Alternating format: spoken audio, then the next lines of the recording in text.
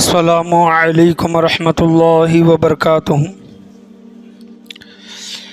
نحمدہ ونصلی علی رسولہ الکریم، الصلاۃ والسلام علی سید الانبیاء والمرسلین وعلی آلہ وصحبہ اجمعین، اما بعد فاعوذ باللہ من الشیطان الرجیم، بسم اللہ الرحمن الرحیم۔ ہن لباس لکم وانتم لباس لہن، الرجال قوامون علی النساء بما فضل اللہ بعضهم علی بعض، صدق اللہ و مولانا رسولہ النبی الامین المکین الکریم، وعلی آلہ الشاہدین والشاکرین والحمد للہ رب العالمین۔ آئیے ہم اور آپ مل کر اپنے غلامی کا ثبوت دیتے ہوئے سب سے پہلے گنبد خضرا میں آرام فرمانے والے آقا، بے کسوں کے کس بے بسوں کے بس، حضور پر نور شفیع یوم النشور جناب احمد مجتبیٰ محمد مصطفیٰ صلی اللہ تعالیٰ علیہ وسلم کی بارگاہ گوہربار میں درود و سلام کا ہدیہ نشاور کریں۔ پڑھیے بآواز بلند، اللہم صلی علی محمد وعلی آل محمد وبارک سلم صلو علیہ، الصلاۃ والسلام علیک یا رسول اللہ صلی اللہ تعالیٰ علیہ وسلم۔ اور ایک مرتبہ نبی اور آل نبی کی بارگاہ میں درود و سلام کا ہدیہ نشاور کریں، اللہم صلی علی محمد وعلی آل محمد وبارک سلم صلو علیہ، الصلاۃ والسلام علیک یا رسول اللہ صلی اللہ تعالیٰ علیہ وسلم۔ الحمدللہ یہ چوتھا جمعہ چل رہا ہے میاں بیوی کے حقوق، شوہر اور بیوی کے حقوق آپ کے سامنے بیان کرنے کے لیے میں کھڑا ہوا ہوں۔ انشاءاللہ آج اس موضوع کو مکمل کیا جائے گا، آنے والے جمعہ سے کسی اور موضوع پر بات کرنے کی کوشش کی جائے گی۔ میں نے خطبے کے بعد قرآن کریم فرقان حمید کی 2 آیتوں کی تلاوت کا شرف حاصل کیا۔ پہلی آیت اللہ تبارک و تعالی دوسرا پارہ سورہ بقرہ میں ارشاد فرماتا ہے، اعوذ باللہ من الشیطان الرجیم، بسم اللہ الرحمن الرحیم، ہن لباس لکم وانتم لباس لہن، یعنی تمہاری عورتیں تمہاری پوشاک ہیں، یعنی تمہارا لباس ہیں، تمہاری عورتیں، تمہاری بیوی تمہارا لباس ہے اور تم اپنی بیوی کا لباس ہو۔ یہ اللہ تبارک و تعالیٰ نے قرآن کریم فرقان حمید میں ارشاد فرمایا ہے کہ میاں بیوی ایک دوسرے کے لباس ہیں۔ لباس دیکھیں کہ جسم سے لگ کر رہتا ہے، نزدیک رہتا ہے، یہ بھی ایک مثال علماء کرام نے دی ہے، اور انشاءاللہ عز و جل میں آگے اس آیت کے متعلق بیان کرتا ہوں۔ اللہ تبارک و تعالیٰ دوسرے آیت میں 5واں پارہ ہے سورہ نساء، 5ویں پارے کا دوسرا صفحہ ہے، اللہ تبارک و تعالیٰ قرآن کریم فرقان حمید میں ارشاد فرماتا ہے، الرجال قوامون علی النساء بما فضل اللہ بعضهم علی بعض۔ اس آیت کا ترجمہ ہے مرد عورتوں پر حاکم ہیں، مرد عورتوں پر کیا ہے؟ حاکم ہیں، مرد عورتوں سے بڑے ہیں، مرد عورتوں پر حاکم ہیں، کہ اس لیے کہ اللہ نے ان میں سے بعض کو بعض پر فضیلت دی ہے، بما فضل اللہ بعضهم علی بعض۔ جس طرح ہم تیسرا پارہ پڑھتے ہیں، تلک الرسول فضلنا بعضهم علی بعض، یعنی رسولوں میں سے اللہ تبارک و تعالیٰ نے بعض کو بعض پر فضیلت دی ہے۔ رسولوں میں بھی 313 جو رسول ہیں، یہ جو ہم تیسرے پاری کی جو شروع کی جو آیت پڑھتے ہیں، تلک الرسول فضلنا بعضهم علی بعض، اللہ تبارک و تعالیٰ نے رسولوں میں بھی بعض پر فضیلت دی ہے، بعض کو بعض پر فضیلت دی ہے۔ اسی طرح اگر گھر کا معاملہ آئے تو اللہ تبارک و تعالیٰ نے مرد کو کیا ہے؟ عورت پر فضیلت ہے، مرد عورت کا حاکم ہے۔ یہ اللہ تبارک و تعالیٰ قرآن مجید فرقان حمید میں ارشاد فرماتا ہے کہ الرجال قوامون علی النساء بما فضل اللہ بعضهم علی بعض، مرد عورتوں پر حاکم ہیں اس لیے کہ اللہ نے ان میں سے بعض کو بعض پر فضیلت دی ہے۔ اب یہاں پر علماء کرام یہ دونوں آیتوں کے متعلق چند چیزیں میں بیان کر کے پھر آگے میں اپنی تقریر کو بڑھاؤں گا کہ اللہ نے میاں بیوی کو ایک دوسرے کا لباس کیوں کہا، ایک دوسرے کی پوشاک، ایک دوسرے کا لباس کیوں کہا؟ کہ دیکھیں، ایک مثال دے کر علماء کرام بیان کرتے ہیں کہ ہمارے جسم پر اگر کہیں زخم لگ گیا ہے، اگر کہیں داغ لگ گیا ہے، نشان ہے اگر ہمارے جسم پر، تو وہ نشان ہمارا لباس چھپاتا ہے۔ کیا کرتا ہے؟ ہم جو کپڑے پہنتے ہیں، ہمارے جسم کے کس حصے پر نشان ہے، داغ ہے، وہ کپڑے کی وجہ سے دوسرا انسان، سامنے والا انسان بیان نہیں کر سکتا، بول نہیں سکتا، کیونکہ وہ چھپی ہوئی ہے، لباس اس کو چھپاتا ہے۔ اللہ تبارک و تعالیٰ میاں بیوی کی مثال دے کر یہ بیان کیا ہے۔ اللہ تبارک و تعالیٰ نے، علماء کرام بیان کرتے ہیں کہ اگر شوہر کے کچھ عیوب ہیں، شوہر کی کچھ خامیاں ہیں، تو بیوی وہ چھپائے۔ شوہر کے خامیاں، شوہر کے عیوب، شوہر کے گناہ بیوی چھپائے۔ اور اگر بیوی کے کچھ خامیاں ہیں، بیوی کی کچھ غلطیاں ہیں، تو شوہر چھپائے۔ لباس جس طرح جسم کے نشان چھپانے کا کام کرتا ہے، داغ چھپانے کا کام کرتا ہے ہمارا لباس، اسی طرح میاں بیوی ایک دوسرے کے کیا چھپائیں؟ جو عیوب ہوتے ہیں اور جو غلطیاں ہوتے ہیں ان کو چھپائیں۔ یہ نہیں کہ شوہر کی غلطیاں بیوی باہر والوں کے سامنے بیان کرے، بیوی کی غلطیاں شوہر اپنے دوستوں کے سامنے بیان کرے کہ میری بیوی تو ایسی ہے، ایسا ایسا کام کرتی ہے، یہ کرتی ہے، وہ کرتی ہے۔ یہ اس کی غلطیاں، اپنی بیوی کی غلطیاں دوسرے لوگوں کے سامنے بتائیں، اور بیوی اپنے شوہر کی غلطیاں دوسرے لوگوں کے سامنے، اپنے مائکے والوں کے سامنے بتائے۔ تو اللہ تبارک و تعالیٰ نے قرآن کریم فرقان حمید میں ارشاد فرمایا ہے کہ تم میاں بیوی، تم شوہر اور بیوی ایک دوسرے کا لباس ہو۔ علماء کرام بیان کرتے ہیں جب تم ایک دوسرے کا لباس ہو تو تمہیں ایک دوسرے کی غلطیاں چھپانا بھی چاہیے، نہ کہ لوگوں کے سامنے ظاہر کرے۔ اب یہاں پر دوسری آیت علماء کرام بیان کرتے ہیں کہ الرجال قوامون علی النساء بما فضل اللہ بعضهم علی بعض، مرد عورتوں پر حاکم ہیں اس لیے کہ اللہ نے بعض پر بعض کو فضیلت دی ہے۔ اب یہاں پر تو بولا یہ جاتا ہے کہ سب برابر ہیں، مرد بھی برابر ہیں، عورتیں بھی برابر ہیں، سب کو برابر کا حق ملنا چاہیے، لیکن اللہ تبارک و تعالیٰ نے قرآن کریم فرقان حمید میں معاملہ اس طرح کا نہیں رکھا۔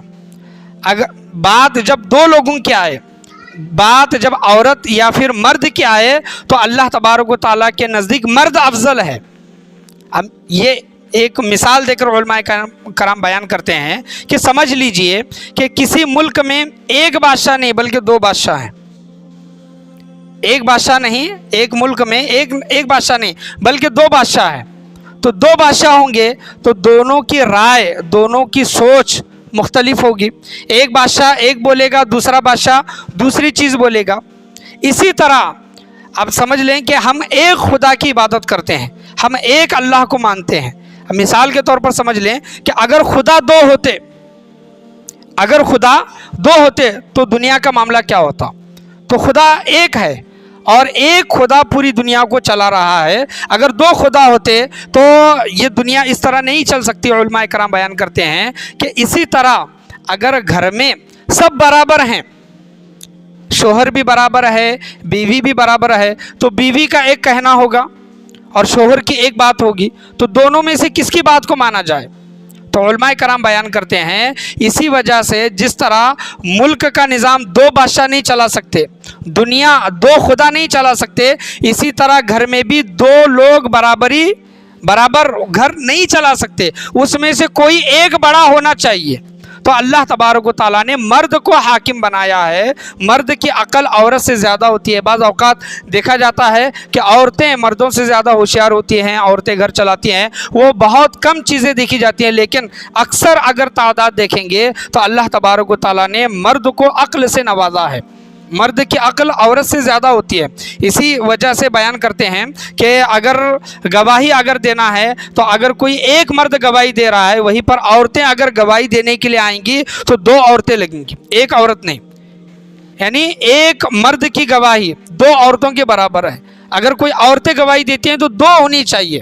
اسی وجہ سے اللہ تبارک و تعالیٰ نے قرآن مجید فرقان حمید میں بیان کیا ہے مرد کو عورتوں کا حاکم اللہ تبارک و تعالیٰ نے بنایا ہے۔ اب ہم یہ سوچتے ہیں، مرد حضرات یہ سوچتے ہیں کہ جب اللہ تبارک و تعالیٰ نے ہمیں عورتوں پر حاکم بنایا ہے، گھر میں بڑا بنایا ہے، تو ہم اپنے حساب سے فیصلے کرنا وغیرہ یہ تمام چیزیں ہم کرنا شروع کرتے ہیں۔ یاد رکھیں کہ اللہ تبارک و تعالیٰ جس کو کبھی کوئی ذمہ داری دیتا ہے تو اس ذمہ داری کے ساتھ ساتھ اللہ تبارک و تعالیٰ کی بارگاہ میں پوچھ بھی ہوتی ہے، حساب و کتاب بھی ہوتا ہے۔ یاد رکھے، دنیا میں جس پر سب سے کم ذمہ داری ہے اس سے اللہ تبارک و تعالیٰ کی بارگاہ میں کم حساب و کتاب، اور دنیا میں اللہ تبارک و تعالیٰ نے کسی کو عہدے سے نوازا ہے، کسی کو حاکم بنایا ہے، کسی کو بڑا بنایا ہے، اس کی اس ذمہ داری کے ساتھ ساتھ یاد رکھیں کہ اللہ تبارک و تعالیٰ کی بارگاہ میں ویسی پوچھ بھی ہے،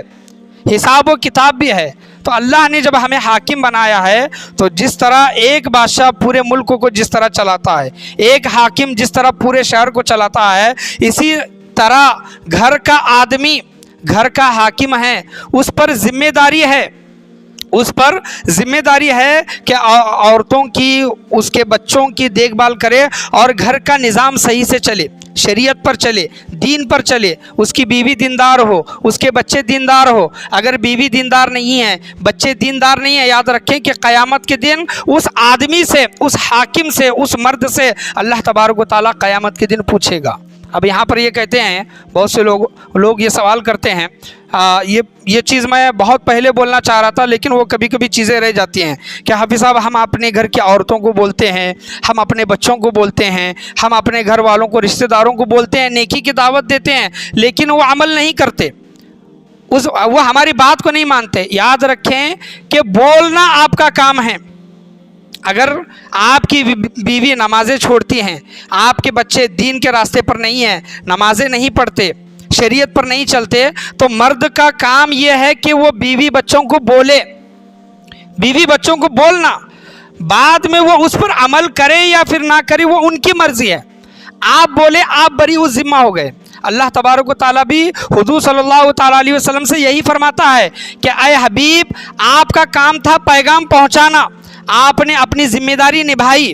اسی طرح علماء کرام بیان کرتے ہیں کہ ہمارا کام ہے کہ ہم اپنی ذمہ داری کو نبھائیں، جو نیکی کی دعوت ہے وہ دے، برے کاموں سے روکے، برے کاموں سے رکنا، نہ رکنا، نیک باتوں پر عمل نہ کرنا یا پھر کرنا وہ ان پر ہے۔ قیامت کے دن اللہ تبارک و تعالیٰ ان سے حساب و کتاب لے گا۔ لیکن اگر ہم بولیں گے ہی نہیں، یعنی یہ سوچ کر نہیں بولیں گے کہ جب بات مانتے ہی نہیں تو بول کر کیا فائدہ، نہیں، یاد رکھیں کہ اگر آپ یہ سوچ کر چپ رہیں گے تو اللہ تبارک و تعالیٰ اس چپ رہنے پر بھی مواخذہ فرمائے گا، حساب و کتاب لے گا، پوچھے گا کہ تم خاموش کیوں رہے، تم چپ کیوں رہے، تمہیں بولنے کا حکم تھا، تم نے بولا کیوں نہیں، ہم نے تم کو گھر کا حاکم بنایا تھا، مرد بنایا تھا، بڑا بنایا تھا، تو تم نے اس پیغام کو اپنے گھر والوں تک کیوں نہیں پہنچایا، کیوں نہیں ان کے سامنے بیان کیا۔ اسی وجہ سے اللہ تبارک و تعالیٰ قرآن مجید فرقان حمید میں ارشاد فرماتا ہے کہ اے ایمان والو، جہنم کی آگ سے اپنے آپ کو اور اپنے گھر والوں کو بچاؤ۔ یا ایھا الذین آمنوا قوا انفسکم واہلیکم نارا، یعنی جہنم کی آگ سے اپنے آپ کو اور اپنے گھر والوں کو بچاؤ۔ یہ کیوں حکم دیا جا رہا ہے؟ اگر ہم اس دنیا میں گناہ کے کام کریں گے، گناہ میں زندگی گزاریں گے، یاد رکھیں تو جہنم کا ایندھن ہوں گے۔ تو ان چیزوں سے بچنے کی کوشش کریں، نیکی کی دعوت دیں۔ گھر میں اگر برے کام ہو رہی ہیں تو جس کو اللہ تبارک و تعالیٰ نے بڑا بنایا ہے، عقل سلیم جس کو عطا کی ہے، تو اس کی ذمہ داری ہے کہ گھر میں بولیں کہ یہ کام غلط ہو رہا ہے، تو برائے کرم آپ یہ نہ کریں۔ آپ بول دیے، آپ کی بولنے کی ذمہ داری ختم ہو گئی، فرشتے وہ لکھ کر لیں گے، اللہ تبارک و تعالیٰ کی بارگاہ میں آپ سے پوچھ نہیں ہوگی، کیونکہ آپ نے بولا تھا، آپ نے حکم دیا تھا، انہوں نے اس پر عمل نہیں کیا تو ان کو وہ عذاب ملے گا۔ میاں بیوی کے حقوق میں ایک واقعہ علماء کرام بیان کرتے ہیں، یہ دو واقعے ہیں، ایک طالب علم کا بھی ایک واقعہ ہے، ایک میاں بیوی کا بھی ایک واقعہ ہے، کہ علماء کرام اپنی کتاب میں بیان کرتے ہیں کہ شیطان کا تخت سمندر پر لگتا ہے اور شیطان بیٹھ جاتا ہے اور اس کے چیلے اس کے سامنے آ کر اپنے دن بھر کے کام بیان کرتے ہیں۔ اور شیطان، ایک مرتبہ کا واقعہ علماء کرام بیان کرتے ہیں کہ شیطان تخت پر بیٹھا تھا اور اس کے چیلے جتنے بھی کارکنان تھے لوگوں کو بہکانے کے لیے، وہ آ کر شیطان کے سامنے بیان کرنے لگے کہ ہم نے آج ایک انسان کو مسجد سے جانے سے روکا۔ تو شیطان نے کہا کہ تم نے بہت اچھا کام کیا۔ دوسرا شیطان کہتا ہے کہ آج میں نے ایک کو سود لینا سکھایا، سود کا کام سکھایا۔ تو شیطان نے کہا کہ تم نے بہت اچھا کام کیا۔ تو शैतान का एक दूसरा चेला कहता है कि मैंने आज दो लोगों के दरमियान, दो मर्दों के दरमियान लड़ाई झगड़ा लगा दिया। शैतान ने कहा कि तुमने बहुत अच्छा काम किया। उसमें से एक चेला था और उसने कहा कि आज मैंने एक मियाँ बीवी जो अच्छी ज़िंदगी गुजार रहे थे, हंसी खुशी के साथ ज़िंदगी गुजार रहे थे, लेकिन आज मैंने उन मियाँ बीवी में झगड़ा लगा दिया, दोनों को अलग कर दिया, दोनों के अंदर जुदाई डाल दी। उलमाए कराम बयान करते हैं कि शैतान तख्त से नीचे उतरता है और उस अपने चेले से हाथ मिलाता है और गले मिलाता है, और बाकी के चेले उस शैतान से पूछते हैं कि इसने इतना बड़ा क्या काम किया कि दो मियाँ बीवी के अंदर लड़ाई झगड़ा लगा दिया और दोनों के अंदर जुदाई डाल दी। तो शैतान कहता है कि इसने बहुत बड़ा काम किया है। दो मियाँ बीवी जो हंसी खुशी के साथ ज़िंदगी गुजार रहे थे, उन दोनों के अंदर लड़ाई झगड़ा नफ़रतें पैदा की, दोनों के अंदर जुदाई डाली, बल्कि वो दो मियाँ बीवी नहीं बल्कि दो ख़ानदानों में उसने लड़ाई झगड़ा लगा दिया। अब देखें कि दो लोग रहते हैं मियाँ और बीवी, लेकिन दो लोगों की वजह से दो ख़ानदान आपस में जुड़े हुए होते हैं, और उन दो मियाँ बीवी में अगर लड़ाई झगड़ा हो गया, जुदाई हो गई, तो याद रखें कि दो ख़ानदान भी एक दूसरे के दुश्मन बन जाते हैं। शैतान बहुत खुश होता है, इस बात से बहुत खुश होता है कि दो मियाँ बीवी यानी मर्द और औरत एक दूसरे से लड़ रही हैं, झगड़ रही हैं, एक दूसरे से अलग हैं, यहाँ तक कि तलाक तक मामला आ गया। शैतान ये चीज़ें देखकर खुश होता है। तो ऐसी चीज़ों से बचने की कोशिश करें, ज़्यादातर सुलह कराने की, लोगों को मिलाने की, लोगों को समझाने की कोशिश करें, क्योंकि ऐसी चीज़ों से शैतान बहुत खुश होता है। तो शैतान को खुश नहीं करना है, क्योंकि अल्लाह तबारक व तआला कुरान मजीद फुरक़ान हमीद में इरशाद फरमाता है, इन्न शैतान लिल इंसानी अदुव्वुम मुबीन। शैतान तो इंसान का खुला हुआ दुश्मन है, शैतान इंसान का कभी भी दोस्त नहीं हो सकता।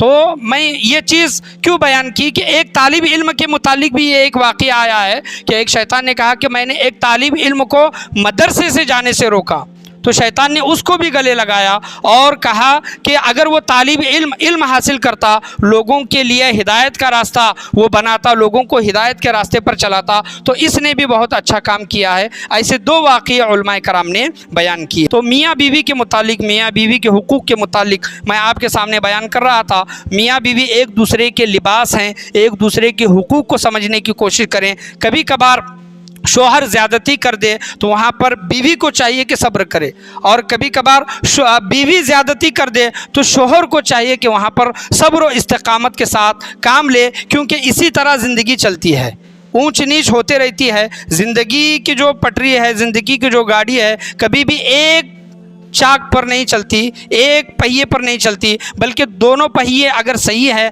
तभी ज़िंदगी चल सकती है। तो सोचना चाहिए कि हम किस तरह ज़िंदगी गुजार रही हैं। हुज़ूर सल्लल्लाहु ताला अलैहि वसल्लम इरशाद फरमाते हैं कि औरत पर शोहर की इताअत वाजिब है।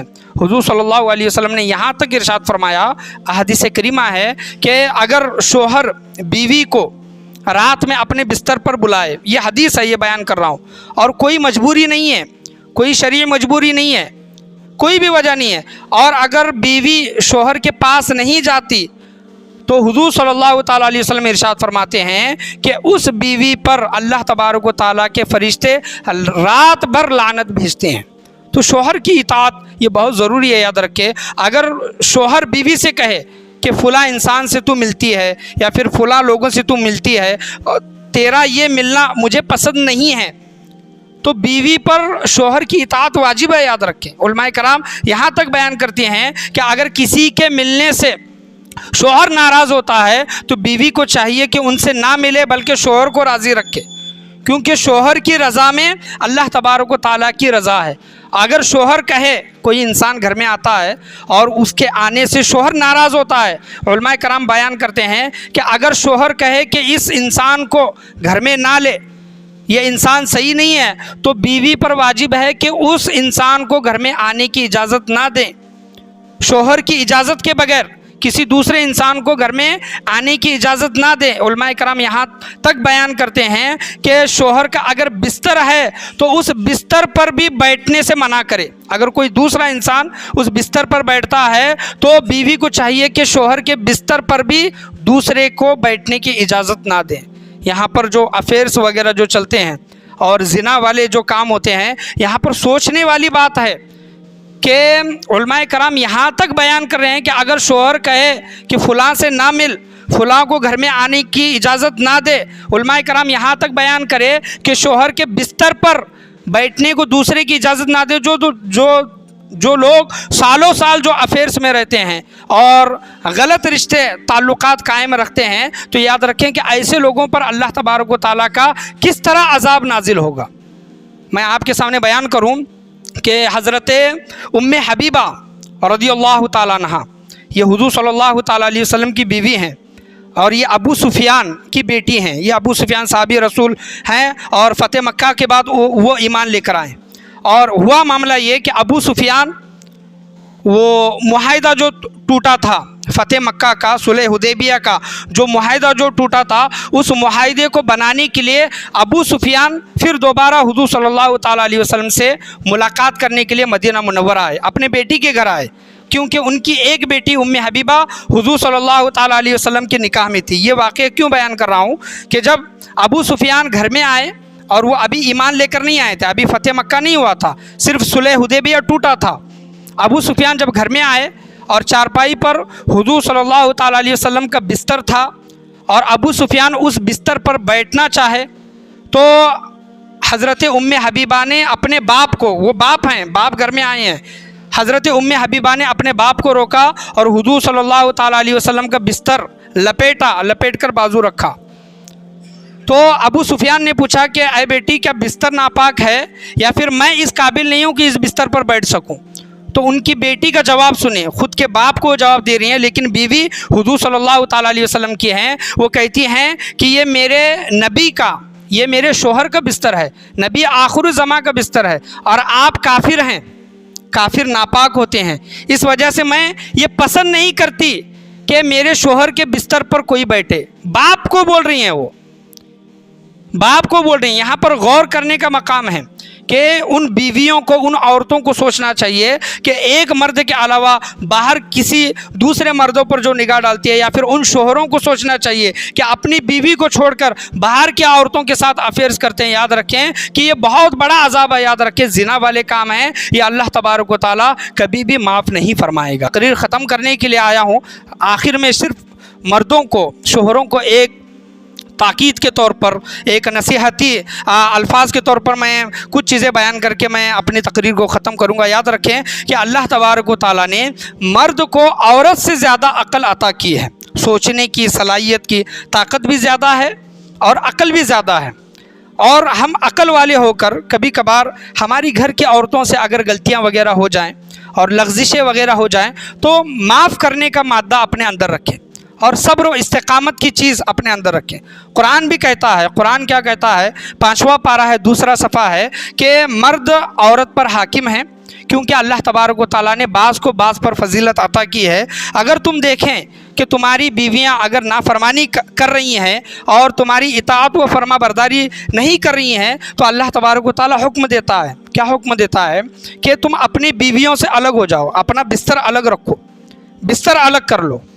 اگر پھر بھی وہ کہنا نہیں مانتی، اطاعت و فرما برداری نہیں کرتی، تو ان کو مارو۔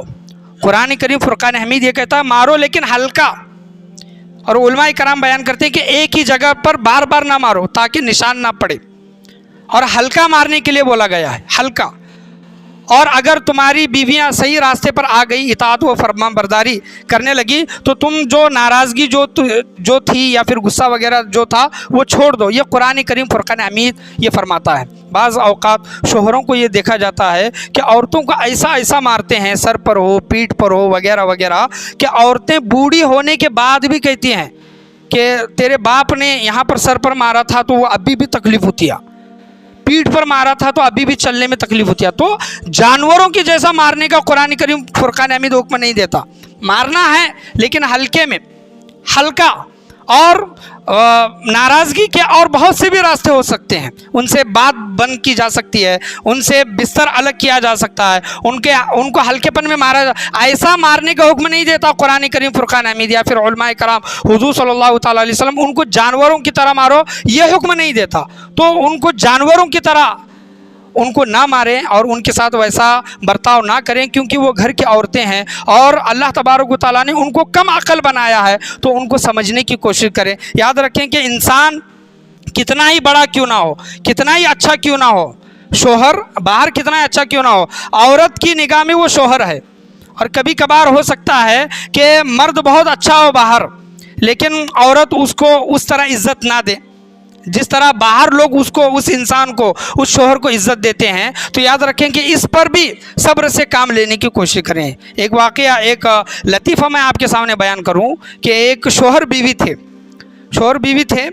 بیوی ہمیشہ شوہر کو کٹ کٹ کٹ کٹ کرتی تھی، ہمیشہ زبان درازی کرتی تھی، شوہر کی عزت نہیں کرتی تھی۔ لیکن اگر دیکھیں گے تو شوہر اللہ والا تھا، اللہ کے ولی تھے، اور بیوی کے تانے اور اس کی زبان درازی وغیرہ دیکھ کر وہ اللہ والے تنگ آ گئے۔ ایک لطیفہ میں آپ کے سامنے بیان کر رہا ہوں۔ تو بیوی کو میں کیا ہوں اپنی عظمت بیان کرنے کے لیے وہ اللہ والے تھے، انہوں نے ہوا میں پرواز کیا۔ لطیفے کے طور پر اس چیز کو آپ لیں، انہوں نے ہوا میں اڑنے لگے۔ جتنے بھی محلے کے لوگ تھے تمام لوگ دیکھ رہے ہیں کہ ایک اللہ والے ہوا میں اڑ رہے ہیں۔ وہ ہوا میں اڑے اور وہ شوہر کی بیوی بھی نیچے سے اس انسان کو، اس اللہ والے کو دیکھتی ہے اور خاموش رہتی ہے۔ وہ اللہ والے جب زمین پر آتے ہیں کچھ دیر کے بعد اپنے گھر میں آتے ہیں اور بیوی ان سے پوچھتی ہے کہ آپ کہاں تھے؟ ایک اللہ والے ہوا میں اڑ رہے تھے، اس وقت آپ کہاں تھے؟ آپ کو بھی وہ دیکھنا چاہیے تھا۔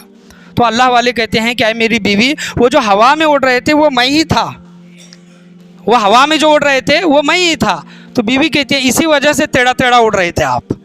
بتانے کا یہاں پر مقصد اور حاصل کلام یہ ہے کہ آپ کتنا ہی اچھا کام کیوں نہ کریں، زندگی بھر اگر آپ بیوی کی اگر خدمت کریں، کبھی کبھار اگر غلطی ہو جائے تو آپ کو سننے کے لیے وہ چیز ملے گی۔ تو صدقت یا رسول اللہ، یا رسول اللہ آپ نے سچ کہا تھا کہ اگر بیوی کی زندگی بھر خدمت کرو، ان پر احسان کرو، تو ایک وقت ایسا آتا ہے بیوی کہتی ہے کہ آپ نے میرے لیے کچھ بھی نہیں کیا۔ تو ہوتا ہے ایسا معاملہ، ان چیزوں کو سنبھال کر زندگی گزارنے کی، گزر بسر کرنے کی کوشش کریں۔ ایک آخری اسٹیج اللہ تبارک و تعالیٰ نے طلاق کا رکھا ہے، آخری اسٹیج، وہ بھی ایک بار میں 3 طلاق دینے کے لیے نہیں، بلکہ ایک طلاق، ایک طہر میں، پاکی میں دینے کا یہ اللہ تبارک و تعالیٰ نے، حضور صلی اللہ تعالیٰ علیہ وسلم نے حکم فرمایا ہے۔ یہ کیوں بیان کر رہا ہوں، آخری اسٹیج طلاق کا کیوں رکھا ہے؟ وہ بھی حلال چیز ہے لیکن اللہ تبارک و تعالیٰ کو ناپسند ہے۔ اللہ تبارک و تعالیٰ بھی یہ ناپسند کرتا ہے کہ شوہر اور بیوی الگ رہیں، شیطان یہ پسند کرتا ہے، شیطان اس پر راضی ہوتا ہے کہ میاں بیوی الگ ہو۔ اللہ تبارک و تعالیٰ کو یہ سخت ناپسند ہے کہ میاں بیوی ایک دوسرے سے جدا ہوں۔ تو اللہ کی بارگاہ میں دعا ہے اللہ تبارک و تعالی ہم تمام لوگوں کو بولنے سننے سے زیادہ اس پر عمل کرنے کی توفیق اور رفیق عطا فرمائے۔ علماء کرام بیان کرتے ہیں کہ دنیا بھر میں لوگ صرف اپنے حق کی بات کرتے ہیں کہ میرا حق نہیں ملا، میرا حق نہیں ملا۔ بیوی ہے تو بیوی کہتی ہے کہ میرا حق مجھے نہیں ملا، شوہر ہے تو کہتے ہیں کہ میرا حق نہیں ملا۔ تو یہاں پر علماء کرام بیان کرتے ہیں کہ تم حق مانگو نا، حق نہ مانگو۔ تم شوہر ہو، شوہر کے حقوق کیا ہیں وہ تم ادا کرو۔ تم بیوی ہو، بیوی کے حقوق کیا ہیں وہ ادا کرو۔ تم ماں باپ ہو، ماں باپ کے حقوق کیا ہیں تم ادا کرو۔ تم بچے ہیں تو بچوں کے حقوق کیا ہے تم وہ ادا کرو۔ اگر ہر انسان اپنے حقوق یعنی حق کا مطالبہ نہ کریں کہ فلاں لوگ میرا حق ادا کریں، بلکہ تم خود یہ سوچو کہ میں حق ادا کر رہا ہوں کہ نہیں۔ انسان اگر یہ سوچے گا کہ مجھے دوسرے کے حق کی پرواہ نہیں بلکہ میں اپنے حقوق ادا کروں گا، میں مطالبہ نہیں کروں گا بلکہ میں اپنے حقوق ادا کروں گا، تو دنیا میں کسی کا بھی حق باقی نہیں رہے گا۔ یعنی ہر انسان ایک دوسرے کا حق ادا کرے گا۔ تو حقوق کا مطالبہ نہ کریں بلکہ اپنے حقوق سمجھنے کی کوشش کریں کہ میں شوہر ہونے کے ناطے، باپ ہونے کے ناطے، بیٹا ہونے کے ناطے، بھائی ہونے کے ناطے، شوہر ہونے کے ناطے میرا حق کیا ہے میں وہ ادا کروں گا۔ سامنے والا وہ حق ادا کر رہا ہے یا پھر نہیں کر رہا وہ اللہ تبارک و تعالیٰ دیکھے گا، اللہ کی بارگاہ میں وہ حساب و کتاب ہوگا۔ میرا حق کیا ہے میں وہ پورا 100% اس دنیا میں جیتے جی میں وہ ادا کرنے کی کوشش کروں گا۔ ہر انسان کی یہ سوچ بنے گی تو یاد رکھیں گے کسی کی بھی حق تلفی نہیں ہوگی۔ اللہ کی بارگاہ میں دعا ہے اللہ تبارک و تعالی ہم تمام لوگوں کو بولنے سننے سے زیادہ اس پر عمل کرنے کی توفیق اور رفیق عطا فرمائے۔ آج کے بیان میں، آج کے درس میں، بولنے میں، سننے میں، سمجھنے میں، سمجھانے میں کسی بھی قسم کی غلطی، کمی، بیشی، کوتاہی، خامی، بھول چوک ہوئی ہو اللہ تبارک و تعالی محض اپنے فضل و کرم سے اسے معاف عطا فرمائے۔ ایک دوسرے کے حقوق ادا کرنے کی توفیق و رفیق عطا فرمائے۔ لا الہ الا اللہ محمد رسول اللہ صلی اللہ تعالیٰ علیہ وسلم، وآخر دعوانا ان الحمد للہ رب العالمین۔